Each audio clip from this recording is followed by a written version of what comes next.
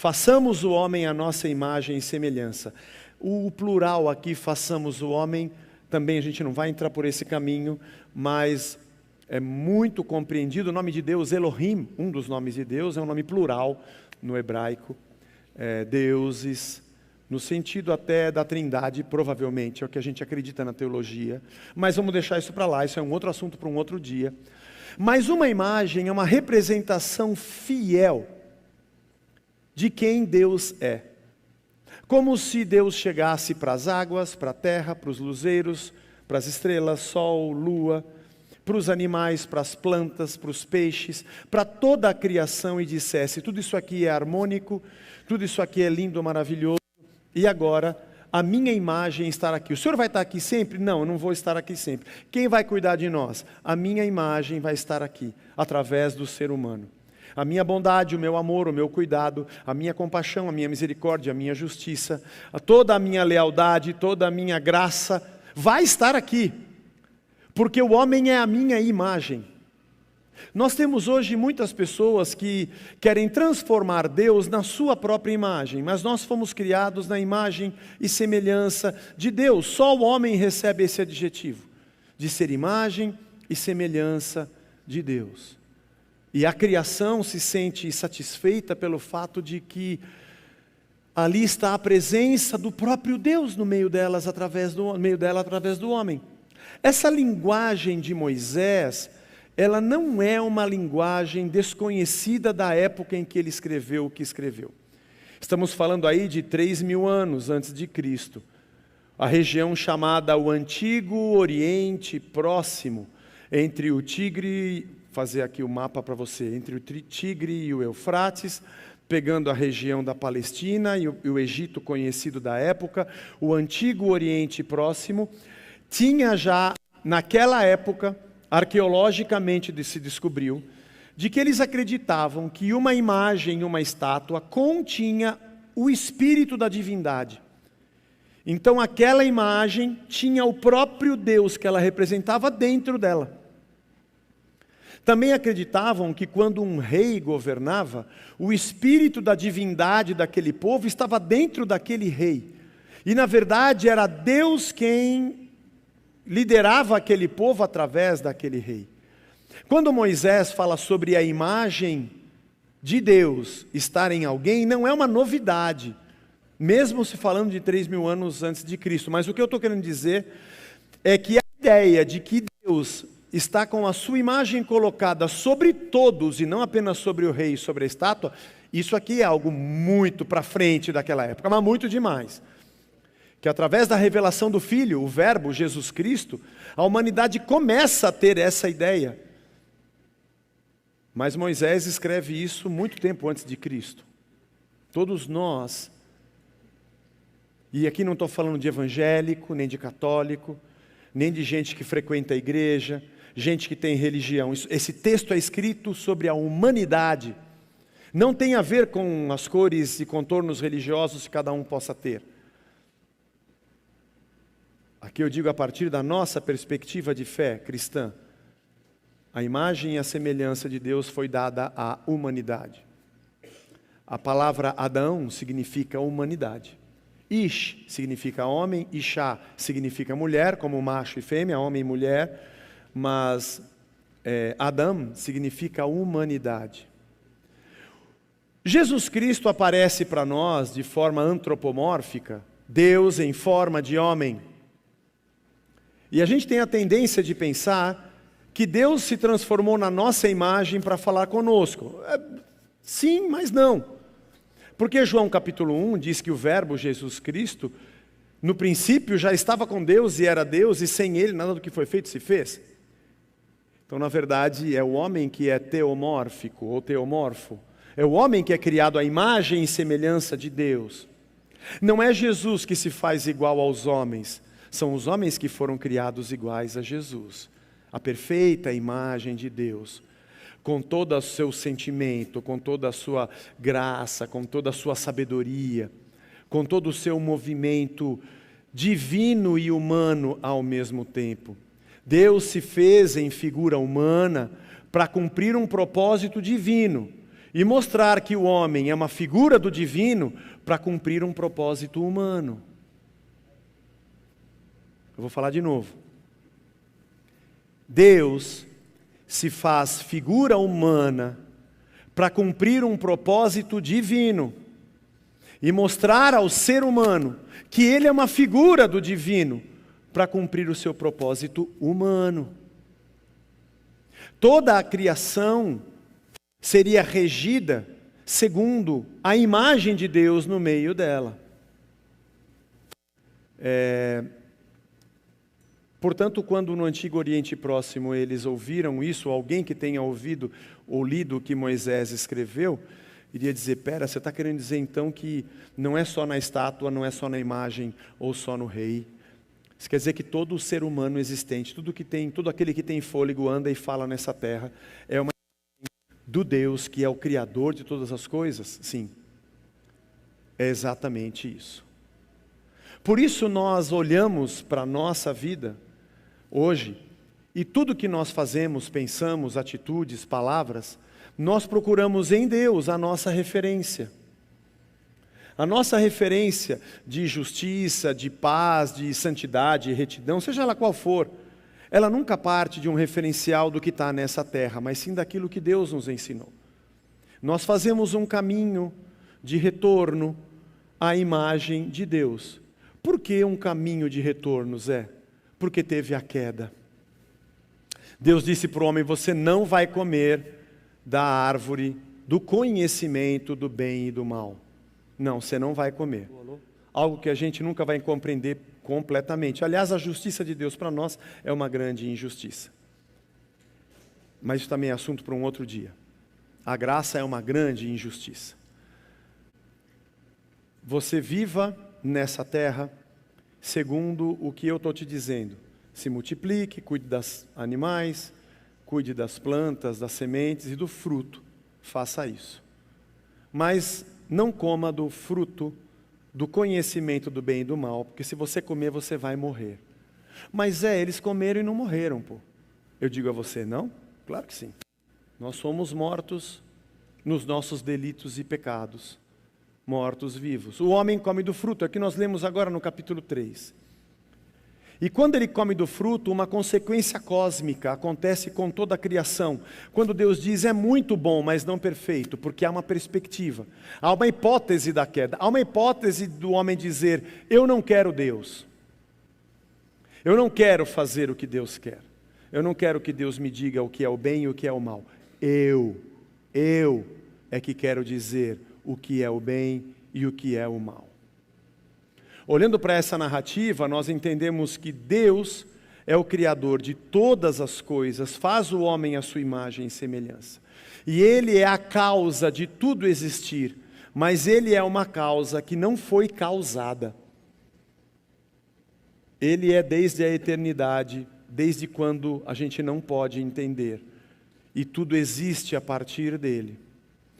A segunda coisa é que se nós somos uma imagem e semelhança, é que a nossa identidade humana só pode ser de verdade expressa quando estamos em relação com Deus. Porque nós somos definidos a partir de quem Ele é. Porque nós não somos definidores, nós somos imagem.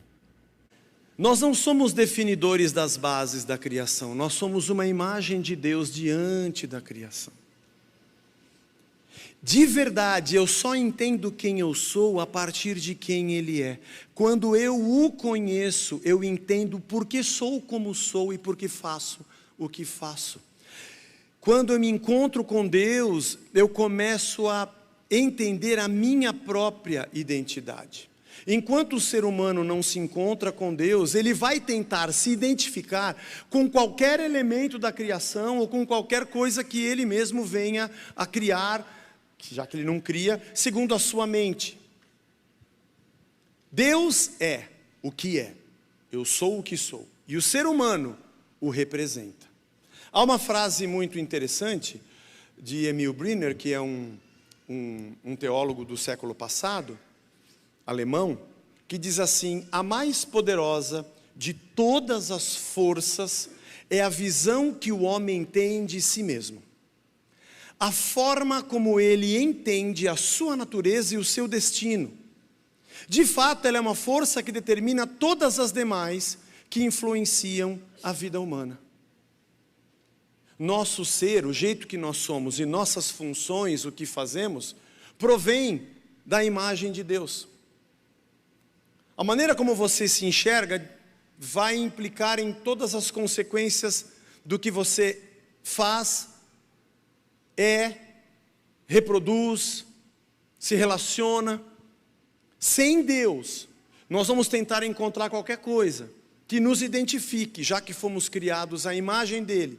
Se a negarmos, nós vamos ter que descobrir qualquer coisa para tentarmos nos identificar. Sem Deus, o homem se desorienta. Sem Deus, o homem busca uma identidade no que o cerca, busca em si mesmo, ainda que ele nem saiba quem é. Quando acontece a queda e Adão come do fruto, ele está dizendo: eu não preciso de Deus para me dizer o que é o bem e o mal. Esse fruto significa uma decisão de Adão, e todos nós estávamos lá em Adão, porque somos a humanidade que disse: eu quero decidir o que é o bem e o mal segundo a minha ótica e não segundo Deus. Mas você é a imagem dele, mas eu quero ser a imagem que eu quiser ser. Por isso o pecado original, a queda de Adão, que é a queda de todos nós, é uma escolha do cabeça da raça. O cabeça da raça teve uma oportunidade de escolher que tipo de ser nós iríamos ser. Um tipo de ser que só é a imagem do Deus que é o que é, ou um tipo de ser que iria ser aquilo que ele quisesse ser, determinando todas as coisas segundo a sua vontade e não mais segundo Deus, sendo ele uma imagem de qualquer coisa menos de Deus. Esse é o significado do pecado de Adão, que é o nosso pecado. A palavra pecado, já disse em outras ocasiões aqui, tem dois significados no Novo Testamento. O ato pecaminoso, matou, roubou, fingiu, mentiu, o ato do pecado. Esse é um significado da palavra pecado. Mas você encontra nas Escrituras um outro significado muito profundo, que é o estado no qual vivemos. Nós vivemos num estado de pecado, um estado de separação e distanciamento de Deus, onde tudo o que fazemos, pensamos e a maneira como agimos está distante da imagem de Deus e muito mais próxima de qualquer outra coisa que nós inventamos para ser a nossa imagem. Por isso, no mundo, você vai encontrar pessoas que se identificam de acordo com o lugar em que elas estão, de acordo com as coisas que ela faz, com o dinheiro que ela tem, com o seu status social, com a sua profissão, com o seu hobby, com a sua sexualidade. A identidade do ser humano, ela vai tentando ser montada de acordo com qualquer coisa, já que ele se desligou de Deus. Existem 3 mandatos nesses trechos que nós lemos, muito claros. O primeiro mandato de Deus é o que nós chamamos de mandato espiritual. Anda comigo, Adão, me obedeça. Seja como eu sou, faça o que eu faço. Se eu disser que é bem, é bem. Se eu disser que é mal, é mal. Essa é a primeira ordem, primeiro mandato de Deus ao ser humano. Não é aos evangélicos, não é aos cristãos, é ao ser humano. Porque quando você me obedecer, você vai ser como eu sou. E você será para toda a criação o que eu seria se eu estivesse aí. Atenção, criação, fiquem tranquilos que agora chegou o homem, a minha imagem, a minha semelhança. E ele vai cuidar de vocês como eu cuidaria se eu estivesse aqui. Até logo. O segundo mandato é um mandato social. Como esse homem deve se relacionar com pessoas, com a sua mulher, com os seus filhos, se multiplicar e encher a terra. Eu me relaciono com o próximo da mesma maneira como Deus se relaciona comigo, já que eu estou ligado a Deus e sou uma imagem dele. Eu sei quem eu sou a partir de Deus e sei quem Deus é pela minha relação, e aquilo que eu reproduzo para quem está do meu lado é exatamente igual ao que Deus reproduz ou produz comigo. Isso é harmônico, isso é muito bom. Só não é perfeito porque havia a hipótese da queda. E há um terceiro mandato, que é o mandato cultural. Tem semente, tem terra, tem água, tem animais, cuida disso aqui, desenvolve isso daqui. Nós estamos aqui num prédio, transmitindo para pessoas que nos assistem à distância, e tudo que você está vendo aqui, Piso, carpete, câmeras, energia, fios, iluminação, tudo isso aqui veio da onde? Da terra. Da terra que Deus nos deu para que nós cuidássemos dela. E Ele colocou nela tudo que a gente precisa para viver. Cuide dela da maneira que eu cuido de você e que você cuida dos outros. Isso é muito harmônico e muito perfeito. Porém, quando o homem come do fruto e diz, eu decido o que eu faço, e a sua imagem já não é mais a imagem e semelhança de Deus, o seu mandato espiritual foi cortado, até a maneira como ele se enxerga já está distorcida. Ele já não se vê mais como uma imagem de Deus, e ele vai ser aquilo que ele quiser ser. E vai tratar o outro da maneira como ele, Deus de si próprio, acha que deve cuidar do outro. E vai cuidar da terra como ele, Deus de si próprio, acha que tem que cuidar da terra. Isso se chama morte. Sabe o que é mal? A filosofia, a sociologia, todos os grandes pensadores da humanidade se debatem sobre o problema do mal. Da onde vem o mal? Por que o homem é mal? Por que existe mal na terra? O mal nada mais é do que a ausência de Deus. É a oportunidade de qualquer ser o que quiser ser, sem a imagem de Deus. Nós só entendemos que nós precisamos de Cristo, porque nós compreendemos que somos seres humanos que vivem num estado de pecado, e num estado de distanciamento de Deus, onde aquilo que pensamos, sentimos e fazemos, está muito mais ligado a uma imagem que construímos a partir de qualquer coisa, do que uma imagem da perfeição de Deus. E por isso olhamos para Jesus Cristo, quando Ele passeia entre nós, alguém que carrega uma humanidade que nós não carregamos, alguém que manifesta uma justiça que nós não manifestamos, alguém que representa a imagem de um Deus que nós não enxergamos. A decisão de seguir a Cristo é a decisão do nosso retorno, de dizer, eu entendo que eu estou morto, gero morte, ainda que o ser humano hoje, sem Deus, ainda guarde resíduos da boa criação de Deus, é inegável que a humanidade está num estado de queda, mundo decaído, é assim que nós chamamos. Nós vivemos um mundo decaído e em queda livre, e quanto mais tempo passa, menos de Deus você vê, menos a imagem de Deus aparece no ser humano. Você ainda vê amor, ainda vê paz, ainda vê justiça, mas em algumas áreas e setores da humanidade você não vê não. Você vê ódio, você vê vingança, e o ser humano fazendo o que lhe dá na telha, sendo ele a imagem do que ele quiser ser. Tiranos, opressores, bandidos, o que você puder imaginar. E cada um deles tem a sua justificativa, a sua verdade, para que possa apresentar uma explicação plausível, entre aspas, do porquê ele é como ele é. Se inventa deuses, se inventam crenças, se inventam modelos e padrões. Se inventa amor, com o mesmo nome do amor que está escrito na palavra de Deus, mas não é o amor de Deus. É um amor segundo a imagem de qualquer coisa que se vê nessa terra. E quando nós olhamos para Cristo e dizemos, eu quero voltar para Deus, a isso nós chamamos, entre aspas, de conversão. Eu convergi, eu vivi a minha vida como eu vivi, até que eu acordei e falei, pera, isso aqui não é vida. Por que eu existo? Porque eu fui criado. Fui criado por quem? Por um Deus. Para ser de que jeito? Como Ele. O que eu estou fazendo? Eu estou sendo qualquer coisa que eu acho. Eu estou trazendo qualquer coisa para cima de mim para tentar identificar alguma coisa, porque eu não sei o que eu sou.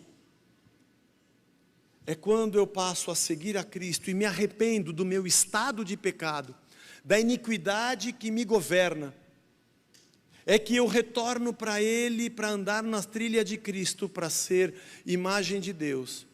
E por isso a nossa missão fica muito clara. Reatando com o meu Deus, meu mandato espiritual, para conhecê-lo cada dia mais e entender quem eu sou de verdade, a partir dele, não a partir de qualquer coisa dessa terra.